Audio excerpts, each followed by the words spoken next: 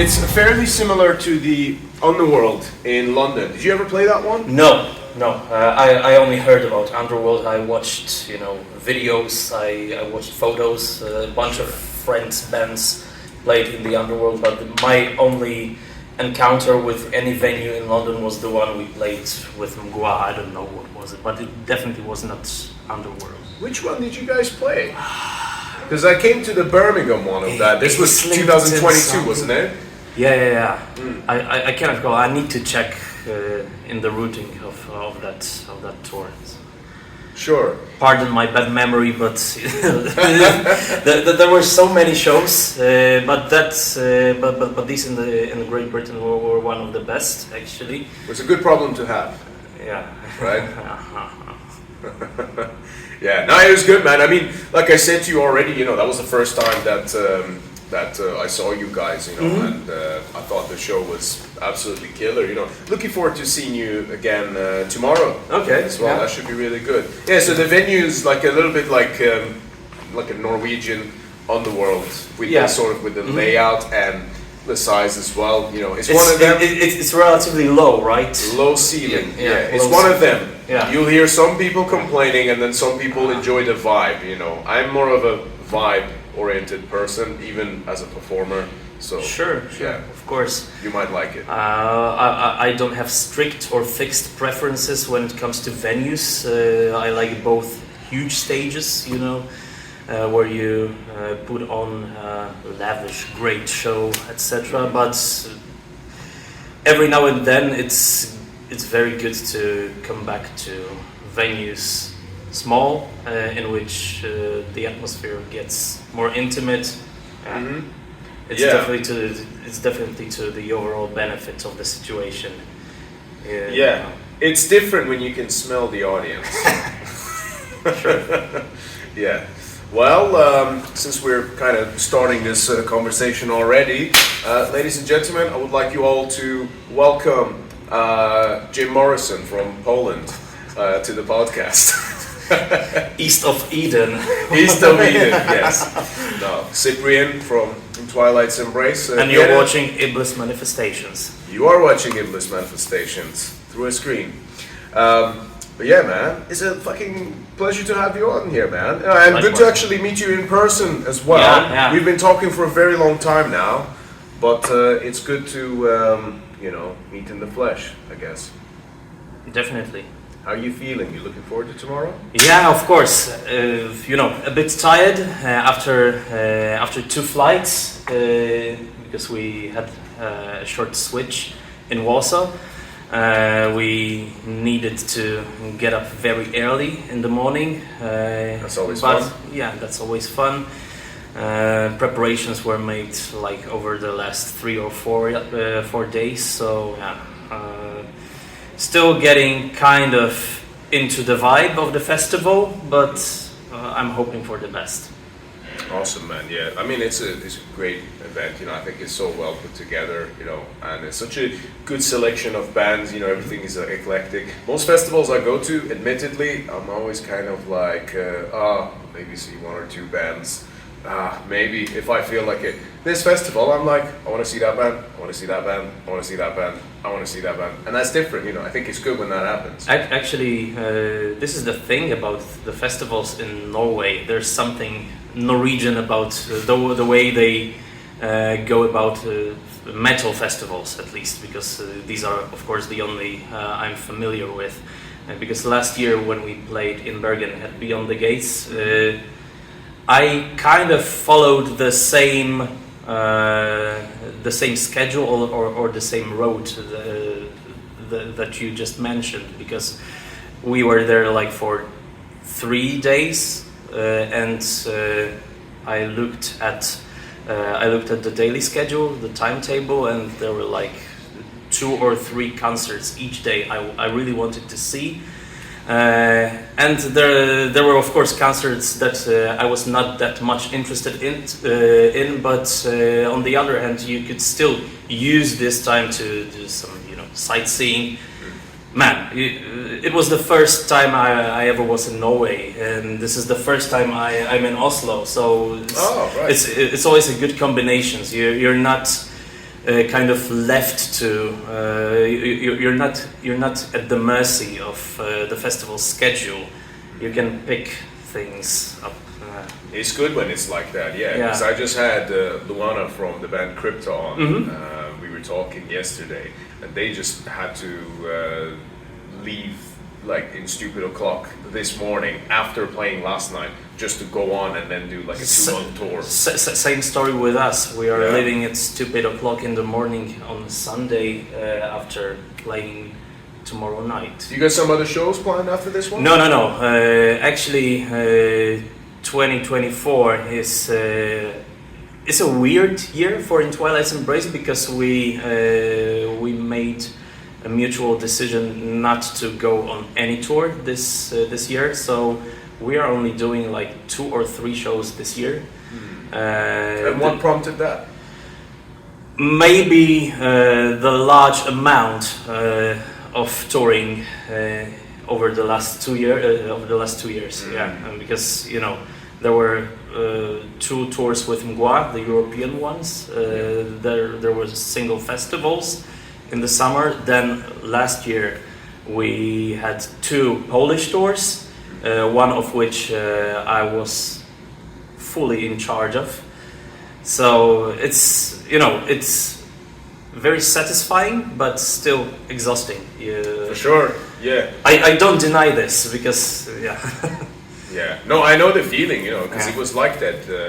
I've been in charge of that situation myself, only for about 3 or 4 days, so not exactly like a full tour, I guess. But when we did that run with Beyond Man in the UK, I thought this was the story. Yeah. So I'm not sure if you're aware, but that was one that just kind of fell apart 3 weeks before we did it. We realized so this was interesting because we were booked in to obviously play with those guys, and the thing is for them, we have a lot of respect for them, coming from Trondheim and the Nidrosian scene, which I know you're fond of as well, and I guess kind of course.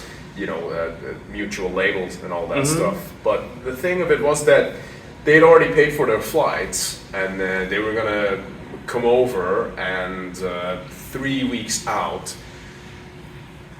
we find out that not only there's no accommodation, all right, there's no transport, but even one of the shows wasn't even booked with the venue, and we had been selling tickets for it since October, unbeknownst to us, because the agent was taking care of all of this. Taking care, yes. Inverted commas. Yeah.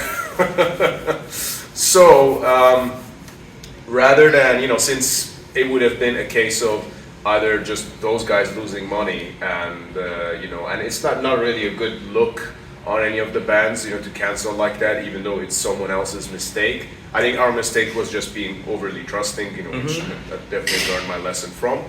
But, I was like, and then the agent was trying to push us to cancel those shows.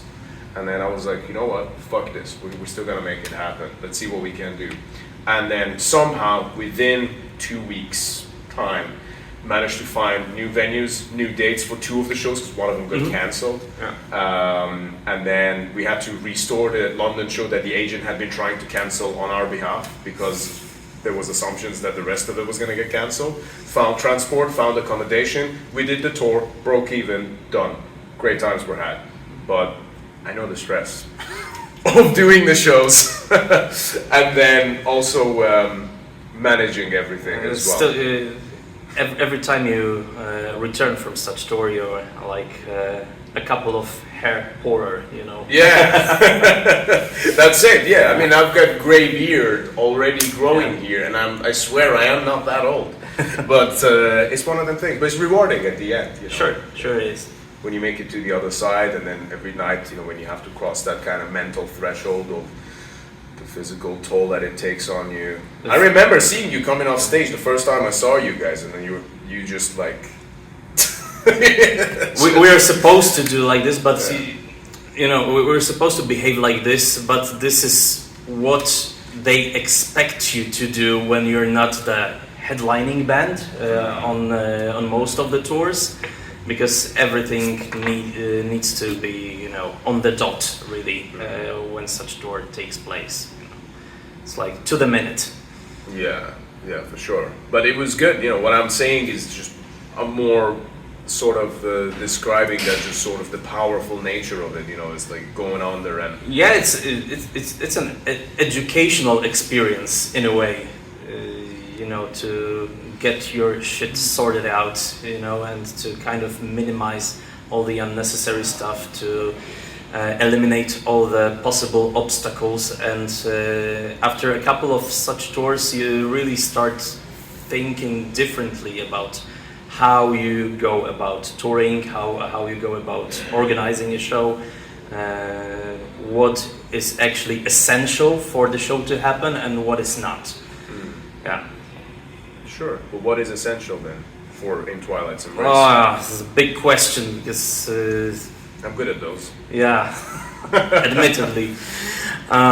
Big question because you may expect big answers,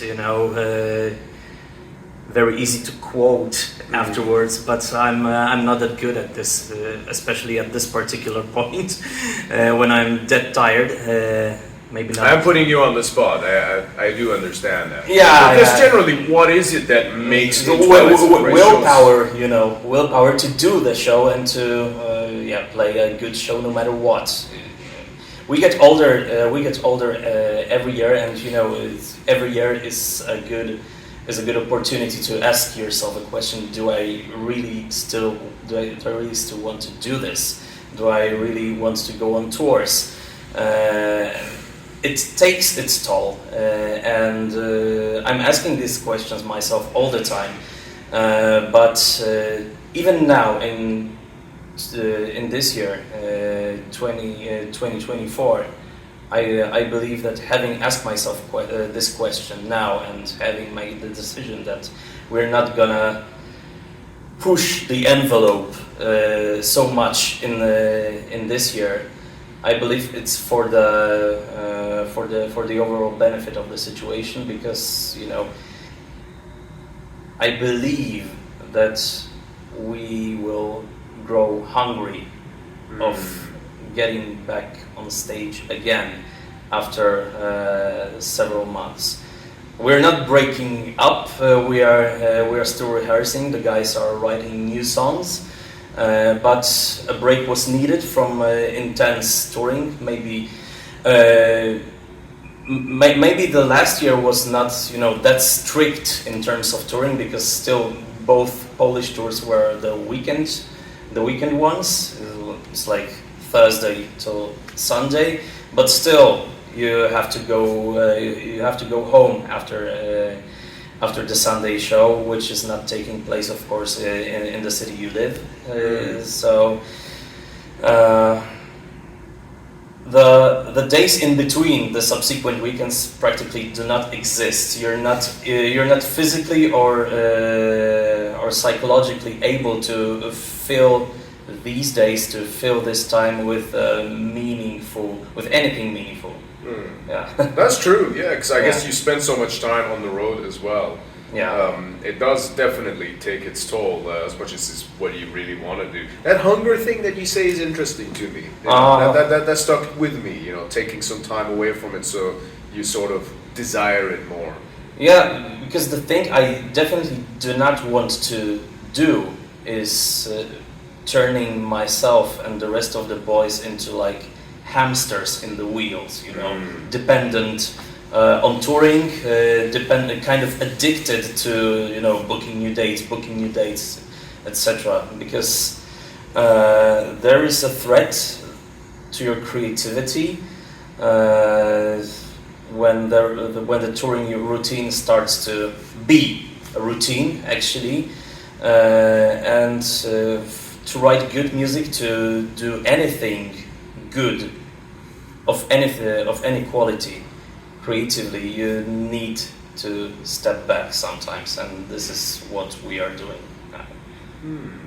It's a little bit like when you're a teenager and you're playing video games. Yeah. Sometimes you're stuck at one level and then you just leave it, but then when you restart the game from the very beginning, you end up beating that level when you get to it. Yeah, it's a kind of fast track. Yeah, that's right. I think it's good, it's good to have that, but also I think it's healthy to have that option as well, because you think of bands that have been around for, I don't know, 30 years, and that's been their living for a long time. It's, as much as that can seem like sort of a goal, it can very much also be a trap, maybe. Of course. I definitely admire bands like Marduk, Immolation or Vader, who tour all the year and they play 250 shows per year. But I'm sorry, maybe I'm a different breed. I'm not of the same clay. I don't think I would be able to do this that intensely. So I'm full of admiration to Marduk. I'm going to see them in a month in Poland. Yeah. They are after a perfect album. And the thing that keeps me wondering is how do they manage to lace these two realms? Because being creative is one thing, but being able to make sacrifices and still be on the very top of your game 30 something years in a 1 month long run of concerts, it's fucking amazing. It's unbelievable. It really is. I think sometimes people maybe forget that. I mean, I 100% agree and support all those three bands that you mentioned. I'm a big fan of all of them. And in the case of Marduk, I think it's just super what the fuck, you know? You try and be in a band for, I don't know, a month, you try doing a tour, you try to see what it takes to just make it to that level, just to have the opportunity, then you try to capitalize on that opportunity and see how much that in itself takes it out of you, and then you choose that extreme style of music, and then you do that consistently without stop for 30 odd years. Yeah. It's fucking unbelievable, I respect that a lot. I really have admiration for that. And for the message to never hinder either, it never feels like it's fake for a single moment. Never does. I think that's really fucking cool. Yeah, last month I was kind of surfing over YouTube and watching the Marduk shows from the last couple of months. So I've seen Marduk play in some South American venues. They probably were not given a proper backline. I don't think Ariok even had his corpse paint on. Right. Yeah, it was total improvisation, but they still kind of made it. Yeah. They were able to make it, and they were able to make it 666%. Yeah, absolutely. So there's no stopping them, even when there is no paint or whatever, in the backstage. They just put on an excellent show. And what's crazy is that you could possibly argue they're actually the biggest they've ever been right now. Yeah. Out of all those years, throughout all of these years, as far as I'm concerned, I've been listening to black metal for 25 years now, and I've been familiar. And they were big back then, but what we see from the distance, they were maybe not the most favorite band out of black metal bands from the 90s back then. But now, show me another band with the origins in the same kind of time background that's still on the top of their game and puts on such excellent records as Memento Mori. I think there's a lot to be learned from that as well, because ultimately it comes down to consistency and discipline, which are things that I know are perhaps ad nauseum for people who listen to this channel. I'm big advocates of those things, not just in music but in life, in whatever area you're interested in. I think it's a necessity. And I think that goes to show, you know, bands that kind of get complacent and then think, you know, like, oh, you know, we'll just break up now because we already think we've made it. And then you see all these other bands that, you know, start to go ahead. Yeah. You know, you see that it's like a race. Yeah. You know, it's like the rabbit. If the rabbit sits down because he makes the assumption that he's already faster, by sitting down, the turtle eventually surpasses and wins the race. And you see that in bands, especially. You know, I'm not a big fan of, you know, seeing activities as making music, especially such niche music as we are doing in the kind of race category. But sure. At some point, it's kind of unavoidable. You have to admit this because, you know, some of your friends are in the bands too. You want it or not, you start comparing yourself to others, you know, in terms of how many shows did I play this year. Sure. Yeah. It's not the best thing to do. Yeah. You should compare yourself against yourself. And of course. yourself, ultimately. Of course. Yeah. But this is one of the traps you were talking about, you know. And not to fall into this trap again, you still, or some of us at least, still need a withdrawal for a moment. I think so too. It's one of the methods you cope with such things. What I'm saying is that there's a difference between a temporary withdrawal and completely stopping because you think you already did it, you know. And at the same token, I'm not advocating for quantity over quality either, because there are a lot of bands that do carry on, and then eventually you think, oh, you should have stopped like 4 albums ago. You know, you do get that. But I think that what I'm trying to get at is, if you're constantly focusing on just trying to get better, you know, it's like a society, you know, evolving with, I don't know, science or technology or whatever. Mm-hmm. If they think, oh, we already figured it out, they've immediately lost because their competitors are going to go ahead of them. Mm-hmm. And I know, like you said, maybe it's a strange way to look at music, but I do think that thinking that we've already figured it out is kind of the wrong approach. You want to feel like you can still figure out a riff, or you can still figure something out in the music, in the sound, somehow, that is going to kind of surpass, first and foremost, your own limitations, but then ultimately you might end up creating something that, you know, just wasn't there before. But you have to try. You might not do that every time you make a song, but it might happen. It's the reaching for the stars to get to the branches of the tree, I think, you know. Yeah. And as long as you've got that, then I think the race part becomes relevant, you know, where if you do it longer, then you've got a higher chance of making it. You know. But, you know, I think the times of big bands, especially in metal, if you're not Judas Priest, of course, are kind of over. I think, you know, it's better this way because over the years people might have had several misconceptions about being in a band, about running a band, running a heavy metal band. They might have expected show business or pop culture mechanisms to kind of run the whole thing with underground music, but it should be not like this. Bands, of course, like Iron Maiden, Judas Priest are from a different era, and you know there's no denying it. Things were done differently in the 70s or 80s, where rock was a big thing, was a new big thing, right? Nowadays it is not. And this is the reality you have to face, but you still can be 100% comfortable with it. You do not do it. You do not play heavy metal or rock and roll for metrics or I don't know. Exactly. Yeah, and just because it's not the biggest thing in the world doesn't mean that you simply stop trying either. Of course.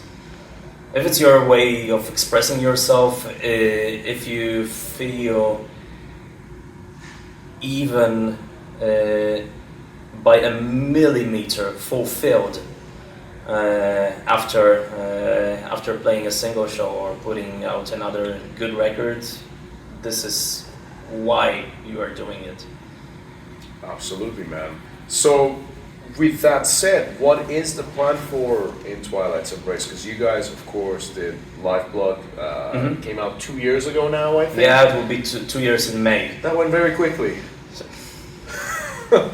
Because of so many shows. Yeah, of course, the album is a success because if it was not for this record, we probably wouldn't have made this to Inferno Festival or Beyond the Gates Festival.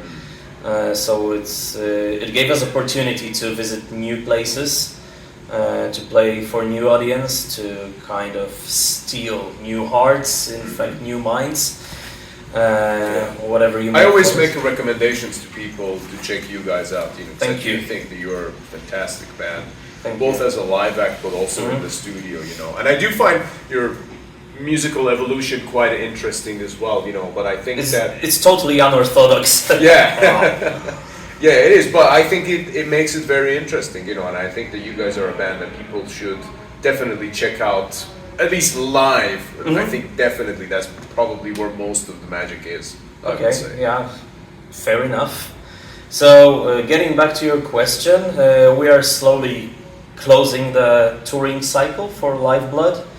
We are, of course, hungry for new music. We are quite critical of what we do. And we do not want to record the same album over and over and over again, but still kind of keep some common element, common denominator.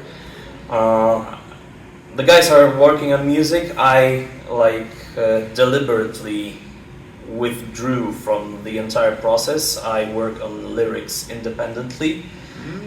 Actually, this has been the way I've been doing this for years. It was not that mode that, you know, I need you to sing 4 syllables to this kind of riff. But yeah, I usually work on lyrics independently, and this is what we are doing now. And yeah, let's see what the future months bring. Very interesting. I'm super intrigued to hear all of that, man. Cyprian, brother, good to meet you in person, man. Likewise. This was a great chat. And yeah, to everyone listening, be sure to check out In Twilight's Embrace on the road and listen to the last record, Lifeblood. And yeah, we'll see you in the next episode of Iblis Manifestations. Stay tuned.